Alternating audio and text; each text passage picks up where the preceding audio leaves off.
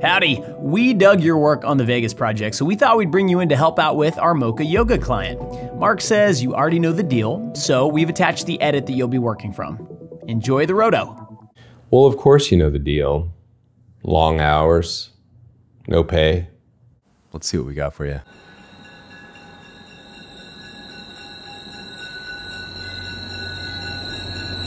Yeah, you could do yoga here, but we think you'd like it better here. Okay, I like this one.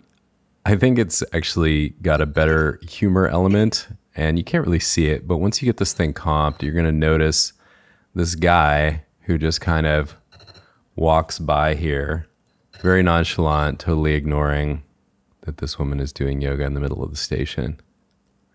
So the foreground is remarkably similar to what I worked with in a technical sense, although we'll see how similar it really is. What I see are some contrast areas that you could potentially take advantage of to avoid having to brute force roto. But I'm guessing that you're not going to be able to get out of this without doing any roto at all. And so I think you do know the drill as far as that goes. And then, as far as the background goes, I did want to point something out here. So here we are in Instagram square format.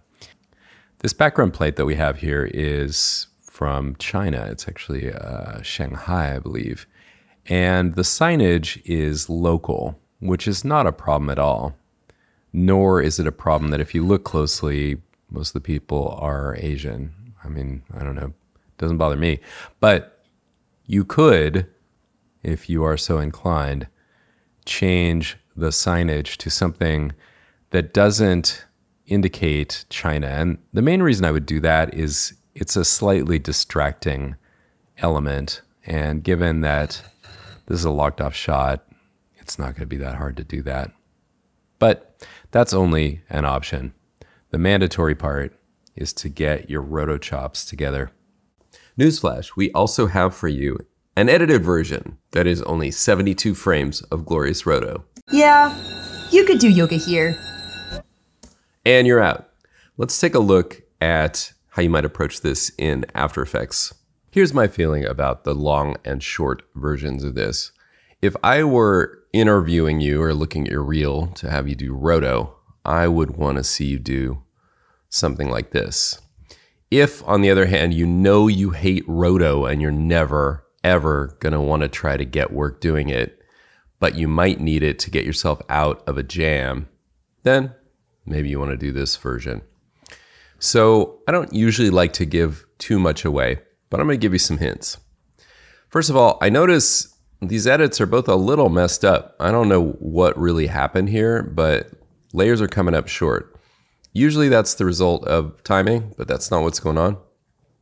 So in the short version, I noticed in Premiere that it uses the end of the shot. So I'm just going to line it up that way. And what I would do to get started, first of all, you don't need any of these other layers except for these two right here. So you could basically select those, choose invert selection, shy all these, and tell them goodbye. Now, what I'm telling you is I see white pants over a darker ocean and then darker elements over a lighter sky. So there's a couple different ways to approach this. There is the keying approach. So you could really quickly see what the extract tool would do for you here. And what I noticed when I did this on my own was the upper part of the shot can be isolated to some extent right in this little gap in here. You can feather it out a little bit. Once you go below that, you're starting to really cut in a bit on her face and so on. But that gets you the upper body with a matte line. And then if you were being super loose and sloppy about it, you could go in your matte tools and choose Refine Soft Matte. And again, this is just to get an idea. This is not solving the shot. And notice that now we've got some hair detail starting to come through. Things are way too soft, but it would indicate to me that that thing of isolating the hair, probably with RotoBrush, actually, not with this method. And then, I don't know, not sure if maybe refined hard matte for those arms would work. And what I'm really wanting to tell you, though, is in a professional situation, you'd probably just go ahead and roto it. So let's take a look at that. So I'm going to delete out both these, and let's now apply Mocha. And again, the way I would get started really fast in Mocha with this, and you can start from anywhere. I'll just go to the beginning frame, get out my X-splines, and watch how sloppy a mask I'm going to draw. But I'm just going to go around her contour. Now, remember with Mocha, we don't need to be right on the edge or anything. All we're doing is giving it basically an idea of what is the plane it's tracking. And her pants are going to act like one big articulated set of planes. So I'm getting them all at once. You may want to break it down more than this, but let's just see what this does. And it's very slow. It's kind of a glacial process here, perhaps because we're tracking something rather large, but it does look like it's staying there. It looks like she's barely moving at all. It looks like a lot of the movement is just her turn of the head, and there's just micro movement. But of course, the eye notices micro movement just as much as big movement. It's just that with micro movement, you don't have to worry about like motion blur and stuff. So if I play through that result, that stuck really well. And as you can go back and look at, if you didn't quite pick up on it, this doesn't have to be my final mask. So I could tweak this one, or I could use this as the basis to now do one or more articulated masks that are really precise about getting this. I could probably get the feet in there as well. The mat's going to be for free because I don't think it's moving at all. There's no camera movement. And you could then continue that same process to the upper torso, the arms, and pretty much only think about RotoBrush for the hair. But that's just one thought. I'm going to leave it over to you and review overall. As I said before, the short version is plenty enough for you to get critiques and move forward. And the full-length version is more like your tour de force effort that, like I said, if I looked at it, I'd be like, okay, I would consider you professionally. Because the thing with Roto is it really pretty much comes down to what we've already covered. So once you master those skills, you're just reapplying them to various types of situations. And to have as a bonus that we try to change the subway sign, since it's, as far as I know, a locked off shot, or if it's not, it's very close to one, I don't think that's a huge ask. It really comes down to, are you the type of designer who would enjoy doing a little signage for it? Yes, it's no pain, no gain, but on the other hand, you're going to gain no matter what. So just get in there. So the ideal outcome here would be that you actually have fun doing this. Believe it or not, it is completely possible. We chose a shot that gives you a variety of approaches you can use, and you could just go full brute force on this and just roto the whole thing. But you can also play around with what some of what's in this image might allow you to do in terms of, I don't know, maybe pulling a key. All right, well, anyway, have an awesome time, and I look forward to seeing you put your knowledge to work.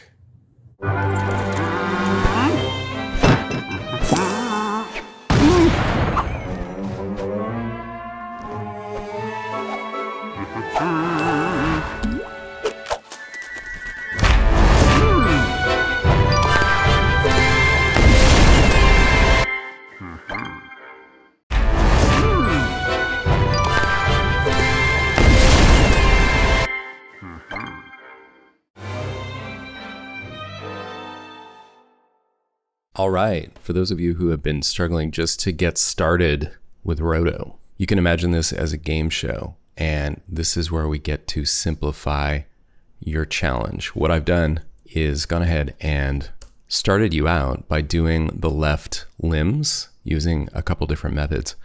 I'm just going to describe for you what I did. So let's get into it. We of course started out with the masks in the rough edit, and of course we've got our backplate there.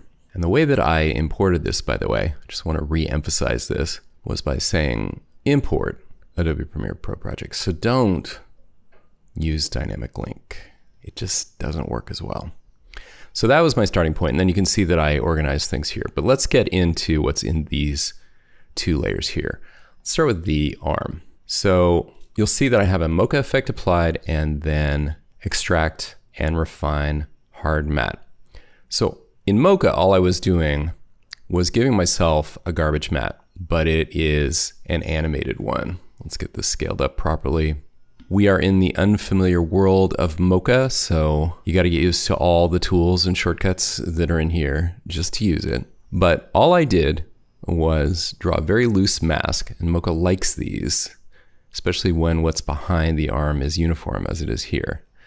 And so you can see that it did a really nice job of just holding out that arm so I can extract it. Now, how did I even decide to get to this point? Well, let's take a look. I'm going to turn off the effects, and let's just go channel by channel and look at this footage. So her pants are very white compared to the sea. So initially you might think, ooh, I've got a good shot of extracting those white pants. The problem that I found is that the shadow areas underneath are very similar to what's behind. So while I did get a good clean line along the top, I did not on the bottom, but I did see great definition with the arm, particularly on this green channel. So that's why I decided to first isolate the arm. I'll turn this back on and turn these off. So there's my isolated arm, and then the extract effect, which is color keying just on the green channel. That is the one thing that I changed. Set that to green, and then basically, let's get the whole histogram showing, you can see it, and just brought in the top. I reset this, just came in on the top here, and then added a little bit of thresholding there. And that leaves us with a bit of a matte line, top and bottom, especially on the bottom. So to clean that up, I added a refine hard matte effect just to decontaminate the edge and get rid of that matte line, and then also to just actually shift the edge in a little bit to crop it just slightly and then soften it with a slight feather. So that's what worked for me there. And remember that as far as the hair goes, I'm gonna recommend RotoBrush for that rather than Extract, even though again, it's pretty well isolated. You can try whatever you think will work for you. Her top also is well differentiated from the background, particularly again on the green or the blue channel. Actually, the blue is even better for the hair and the top, but it's a little noisier. So the green channel tends to be a little cleaner, and that's usually the case if I didn't mention that already. So now we've cheated and not really had to do any real roto. We just kind of tracked a garbage matte. So now let's take a look at where the real roto is happening. Up here on top, need to zoom out a little bit so you can see it. Here are my masks from Mocha. Now, Mocha for roto, and particularly organic roto like this, is far from automated, but it is still preferable to actually trying to draw these masks out just with the masks in the timeline, in my opinion. So let's take a look at how I did it. Here in Mocha, you can barely see some shapes over the leg. If I select those roto shapes and go to classic view, this is an added extra. You don't need to do this, but it's just nice to show you this way. Now I have these overlays. I can go back to Essentials view, and let's just preview that. And you can see that that is looking pretty good. And there's not a ton of motion here, but there's just enough that you'd notice if you didn't get it right. You can zoom in a little bit. Remember, in Mocha, all the tools work differently, And I realized it's like learning a whole new language. That was the Z key and sliding with the mouse to zoom, and the hand tool is my middle mouse button on my 3-button mouse. If you don't have that, you can also use the X key. Here's how I did this. I believe I actually started with the upper leg. So my first track was this one here, which I'll turn back on. Now notice, by the way, that I don't have tracking turned on for any of these. So as I did each one, I turned it off. But let's just start with this one, and I had tracking turned on. And you can see I started at the end, and the way you can see that is this green keyframe there. So I just tracked backwards and didn't need any other keyframes. And here's what I got. Now notice, once again, this mask is a garbage mask. It's outside of the area that I wanted to find. You can see this other mask, that's the one that I parented to it. So that was actually my next step, was to then draw roto, again starting at the very last frame. And I'm going to zoom in again. You can see how much detail I put in here. That's how I decided to do it. I didn't even want to get rid of the wrinkles, I wanted to get everything. As a result, I did have to add some keyframes along the way. So basically, I did this as you do. I just looked for points where it moved away. You could actually right there tighten that up a little bit. I mean, but really this is definitely in the good enough realm, what I did here, as you can see. And so 3 keyframes plus being parented with the initial motion to this loose track got me there. Then the lower leg, same approach. So for the lower leg, again, keyframe is at the very end. Let's turn this one on. There it is. So again, loose garbage mask track, same deal. Again, it's working because there's no real movement in anything in the area I don't want. It's really just picking up on the movement of the leg. So that's great. And then this bottom layer is parented. Now parenting, just to review that, in layer properties, you set the link to track, which is parenting option here. So I carefully labeled and colored these to try to make it clear which was related to which, but it's in layer properties that you see that. And the fill color that I set is set by this little swatch here, but that's an extra. So really the essentials here were just going in, and now again with this one setting more keyframes this time, and that's mostly because of the flapping of this lower leg. You can see here, I could have gotten a little tighter there, but the main thing you're going to notice in the final result is if the mask is actually over the blue ocean part. So if we crop out a little bit of the white, probably not the end of the world since we've got a good mask. Now notice the mask extends down here, but I have this other mask at the top, and the way it works in Mocha is if that's turned on, it's effectively doing a, I'm trying to remember the name of the mask mode, where it's choosing the top one to hold out the bottom one, essentially. And so you can see actually that last keyframe could have been better. So I'm just gonna tighten that up right now. I turned off my points. I'm getting a little too clever for myself here. So I need these back. I'm gonna actually turn off that fill. And now I can adjust it. I could do it one at a time like that, or I could multi-select and move all of these down like that, and maybe this one a little bit too. All right. Anyway, that is the foot. In this case, I just went ahead and keyframed it. So I didn't track it at all. You can see it's red. So track was never run on this, and it's not parented to anything. But this one is just on its own with keyframes, and that's how that's done. And that is pretty much all it took. And I hope that doesn't seem like a lot. And I'm gonna get out of here, and then I need to save this. Oh, well, I did change the foot. Oh well. The final thing that I did to just improve on what we got was just basically do a better job with the mat itself, which in the editorial version, oh, I think I need this rough edit one actually to show you this. Yeah, that one. So it's just super sloppy, but the mat doesn't move at all. So obviously that's an easy one. Gave it a little feather, gave everything a little bit of feather to just give it that nice soft quality. And let's turn effects back on for this one. So you can see the bit of feathering. There's just a hint of blue here, but the whole thing is a little bit blue from the reflected light. So I think that's going to be taken care of in the color correction. All right.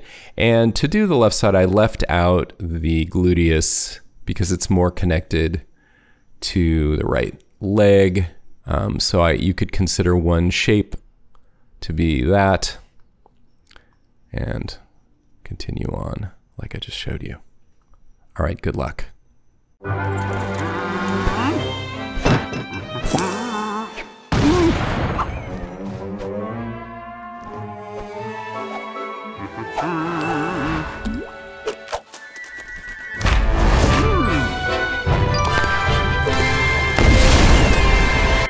Mm-hmm.